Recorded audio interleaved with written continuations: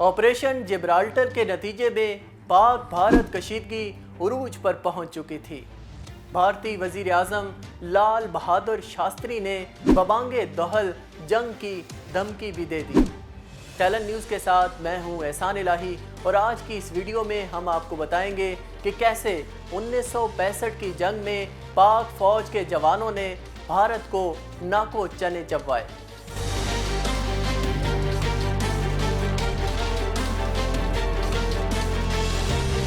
शास्त्री का कहना था कि अब हम अपने मन पसंद वक्त पर अपनी मर्जी का महाज खोलेंगे।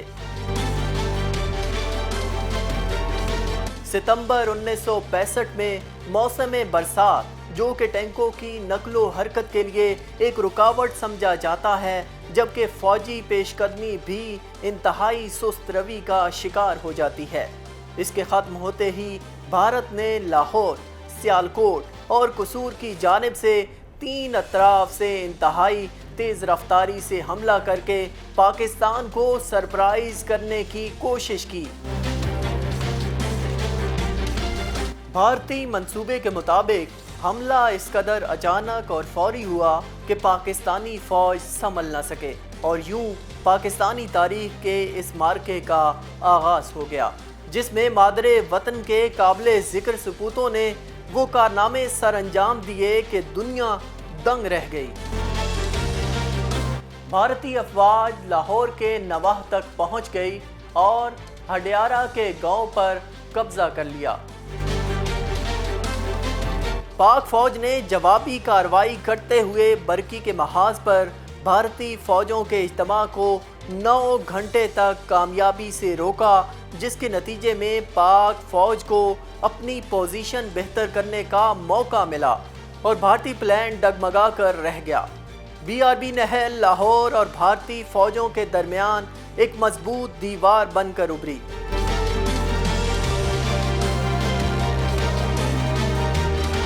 ये मार्का मेजर राजा अजीज भट्टी ने अंजाम दिया और इसी महाज पर उन्होंने जामे शहादत भी नोश किया। वो इस जंग में निशाने हैदर हासिल करने वाले वाहिद पाकिस्तानी फौजी थे। अगले 2 रोज़ तक पाकिस्तानी फ़ौजों ने भारतीय इलाके में 8 किलोमीटर तक पेशकदमी की और खेमकरन नामी भारतीय कस्बे पर सब्ज हिलाली परचम लहरा दिया। भारत सीख पा हो चुका था। सख्त हजीमत और मुजाहबत के बायस अपनी सुबकी महसूस करते हुए भारत ने अपने टैंक जंग में झोंक दिए। कोट महाज पर जंगे अजीम दोम के बाद दुनिया की दूसरी बड़ी टैंकों की लड़ाई लड़ी गई।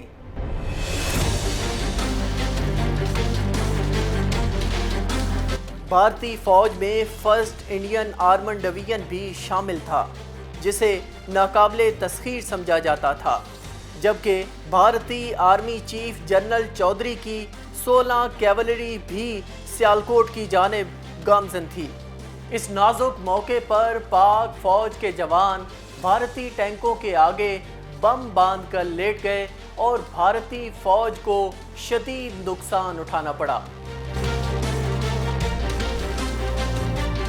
इसके साथ ही पाक फिजाइया हरकत में आई और यूं भारतीय पेशकदमी सियालकोट में चविंडा के महाज पर रुक गई। पाक फिजाइया ने भारतीय बरी फौज का सियालकोट हमले का मंसूबा भी खाक में मिला दिया। तकरीबन 50 भारतीय टैंक तबाह हो गए।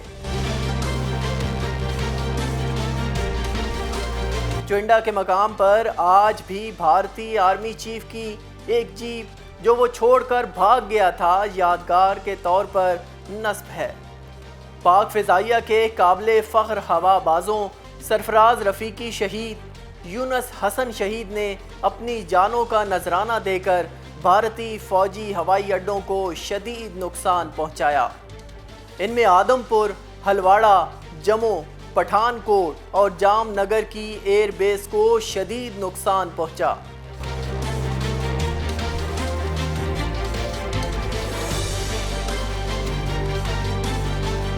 यही वजह थी कि जंग के पहले हफ्ते के बाद بھارتی ایئر فورس کی پاکستان میں کوئی پیش قدمی نظر نہیں آئی۔ اس موقع پر سرگودا کی فضاؤں میں ایم عالم نے اپنے طیارے سے بھارتی طیارے 1 منٹ سے بھی کم وقت میں مار گرائے، جس سے بھارتی فضائیہ کا مورال گر گیا۔ جہاں ایک طرف بری اور فضائی فوج اپنا کردار نبھا رہی تھیں، وہاں بحریہ نے بھی اپنے جوہر دکھائے اور بھارتی ریاست گجرات کے قریب بھارتی بحری اڈے میں موجود ریڈار سسٹم کو پیش قدمی کرتے ہوئے تباہ کر دیا۔ اس کے علاوہ پاک نیوی کی آبدوز غازی نے بھارتی جنگی بحری جہاز کو تباہ کر دیا۔ یہ سب بھارتی سمندری حدود میں ہوا۔ بھارتی بحریہ نے اس جنگ میں مزید کوئی پیش قدمی نہیں کی۔ یوں کراچی بھارتی بحری ناکہ بندی کے خطرے سے محفوظ رہا۔ پاک فوج نے سندھ کے ریگزاروں میں بھی پیش قدمی جاری رکھی اور راجستھان کے علاقے میں بھارتی فوجی قلعے پر بھی قبضہ کر لیا۔ مجموعی طور پر اس جنگ میں پاک فوج نے 1600 مربع میل تک پھیلے بھارتی علاقے کو اپنے قبضے میں لے لیا۔ 6 ستمبر 1965 کی شب بھارتی فوج جنگ کا اعلان کیے بغیر بین الاقوامی بارڈر لائن پار کرتے ہوئے پاکستان میں داخل ہوئی۔ میرے عزیز ہم وطنوں، السلام علیکم۔ 10 کروڑ پاکستانیوں کے امتحان کا وقت آ پہنچا ہے۔ آج صبح سویرے ہندوستانی فوج نے پاکستان کے علاقے پر لاہور کی جانب سے حملہ کیا اور بھارتی ہوائی بیڑے نے وزیر آباد اسٹیشن پر ٹھہری ہوئی ایک مسافر گاڑی کو اپنے بزدلانہ حملے کا نشانہ بنایا۔ یہ پیش قدمی ان جارحانہ اقدامات کی ایک کڑی ہے جو پچھلے 5 مہینوں سے بھارتی سامراج مسلسل کرتا چلا آ رہا ہے۔ اس کا آغاز مئی کے مہینے سے ہوا جب انہوں نے جنگ بندی لائن کو توڑا اور کارگل کے علاقے میں 3 چوکیوں پر قبضہ کر لیا۔ اقوام متحدہ کی مداخلت پر ہندوستانیوں نے عارضی طور پر ان چوکیوں کو خالی کر دیا تھا، لیکن اگست کے مہینے میں ہندوستانیوں نے ان پر دوبارہ قبضہ جما لیا۔ ہندوستانیوں نے اپنی جارحانہ سرگرمی کو جاری رکھا اور بڑھتے بڑھتے ٹٹوال کے علاقے میں بھی ہماری چوکیوں پر قبضہ کر لیا اور پوری قوت اور جنگی ساز و سامان کے ساتھ اوڑی اور پنچ کے علاقے کی طرف بڑھ گئے۔ ہندوستانیوں نے مال جنگ بندی لائن توڑنے ہی پر اکتفا نہیں کیا، بلکہ پاکستانی علاقے میں عوام کے گاؤں کا گولہ باری کی۔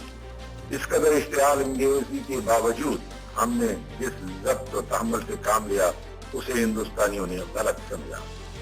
ہندوستانی حملے کو روکنے کے لیے آزاد کشمیر کی افواج کو جنبر کے علاقے کی طرف مجبوراً بڑھنا پڑا۔ ہندوستان نے اپنے ہوائی بیڑے کو بھی اس جنگ میں بے درئے دھکیل دیا اور اس طرح حالات کو اور زیادہ خطرناک بنا دیا۔ اس وقت تک تمام دنیا پر ظاہر ہو گیا تھا کہ کشمیر میں ہندوستانی جارحیت کا اصل مقصد پاکستان پر حملہ کرنا ہے۔ آج انہوں نے اس کا آخری ثبوت بھی دے دیا ہے اور اپنے ان ناپاک ارادوں کا بڑم کھول دیا ہے جو شروع ہی سے پاکستان کے خلاف ان کے دلوں میں پرورش پا رہے تھے۔ بھارتی حکمران شروع سے پاکستان کی وجود سے نفرت کرتے رہے ہیں اور مسلمانوں کی علادہ آزاد مملکت کو انہوں نے کبھی دل سے تسلیم بھی نہیں کیا۔ پچھلے 18 برس سے وہ پاکستان کے خلاف جنگی تیاریاں کرتے رہے ہیں۔ انہوں نے چین کا ہوا مال اس لیے کھڑا کیا کہ وہ مغربی ممالک سے زیادہ افواج فوجی امداد حاصل کرنا چاہتے تھے۔ ہمارے بعض دوستوں کو بھارتی حکمرانوں کی ذہنیت کا علم نہ تھا اور ان کی اس دھوکے میں آ گئے کہ شاید ہندوستان پوری طرح مسلح ہو جانے کے بعد چین سے جنگ کرنے کے قابل ہو جائے گا۔ ہم شروع ہی سے یہ جان گئے تھے کہ یہ ہتھیار ہمارے خلاف استعمال ہوں گے۔ وقت نے اسے سچ ثابت کر دکھایا ہے۔ اب جبکہ ہندوستانی حکمرانوں نے اپنی روایتی منافقت اور بزدلی سے کام لیتے ہوئے باقاعدہ اعلان جنگ کے لیے بغیر اپنی فوجوں کو پاکستان کی مقدس سرزمین پر حملہ کرنے کا حکم دے دیا ہے، تو ہمارے لیے صرف ایک ہی راستہ رہ گیا ہے اور وہ یہ کہ ہم ان کے حملے کا ایسا منہ توڑ جواب دیں کہ ہندوستانی حکمرانوں کے ناپاک سامراجی منصوبوں کا خاتمہ ہو جائے۔ ہندوستانیوں نے لاہور کے دلیر اور بہادر لوگوں کو سب سے پہلے للکارا ہے۔ تاریخ میں لاہور کے دلیروں کا نام ہمیشہ زندہ رہے گا کہ انہی کے ہاتھوں دشمن کا ہمیشہ کے لیے خاتمہ بھی ہوا۔ پاکستان کے 10 کروڑ عوام جن کے دل کی دھڑکن میں لا الہ الا اللہ محمد رسول اللہ کی صدا گونج رہی ہے، اس وقت تک چین سے نہیں بیٹھیں گے جب تک دشمن کی توپیں ہمیشہ کے لیے خاموش نہ ہو جائیں۔ ہندوستانی حکمران شاید ابھی نہیں جانتے کہ انہوں نے کس قوم کو للکارا ہے۔ ہمارے دلوں میں ایمان اور یقین محکم ہے اور ہمیں یہ معلوم ہے کہ ہم سچائی کی جنگ لڑ رہے ہیں۔ ہم پورے اتحاد اور عزم کے ساتھ دشمن کا مقابلہ کریں گے۔ اللہ تعالیٰ کا واضح ارشاد ہے کہ فتح ہمیشہ سچ کی ہوتی ہے۔ ملک میں آج ہنگامی صورتحال کا اعلان کر دیا گیا ہے۔ جنگ شروع ہو چکی ہے۔ دشمن کو فنا کرنے کے لیے ہمارے بہادر فوجیوں کی پیش قدمی جاری ہے۔ اللہ تعالیٰ نے پاکستان کی مسلح فوجوں کو اپنے جوہر دکھانے کا موقع عطا کیا ہے۔ ان کا جذبہ فداکاری اور آئینی عزم ہمیشہ ان کے ساتھ رہا ہے۔ ہماری فوجیں دشمن کو ختم کرنے میں انشاءاللہ کامیاب ہوں گی۔ حکومت پاکستان اس صورتحال کے مقابلے کے لیے پوری طرح تیار ہے اور تمام ذرائع اس کے لیے استعمال کیے جائیں گے۔ حملہ آور کے مقابلے کی اس جد و جہد میں ہمیں یقیناً ان تمام ممالک کی ہمدردی اور حمایت حاصل ہوگی جو امن اور آزادی پر یقین رکھتے ہیں۔ ہم اقوام متحدہ کی چارٹر کے 7ویں باب کے مطابق اپنی انفرادی اور اجتماعی مدافعت کے حق کو استعمال کر رہے ہیں۔ میرے عزیز ہم وطنوں، اس آزمائش کی گھڑی میں آپ کو مکمل طور پر پرسکون اور متحد رہنا چاہیے۔ آپ میں سے ہر ایک کو ایک عظیم فرض ادا کرنا ہے۔ یہ فرض آپ پوری ایمان اور وفاداری سے ادا کیجیے۔ اللہ تعالیٰ جو رحیم و کریم ہے آپ کو ضرور کامیابی بخشے گا۔ حق و انصاف کے لیے لڑنے والوں کو کبھی ناکامی نہیں ہوئی۔ جس فتنہ نے ہماری سرحدوں پر سر اٹھایا ہے وہ انشاءاللہ تباہ ہو کر رہے گا۔ میرے ہم وطنوں، آگے بڑھو اور دشمن کا مقابلہ کرو۔ خدا تمہارا حامی و ناصر ہو۔ آمین۔ پاکستان زندہ باد۔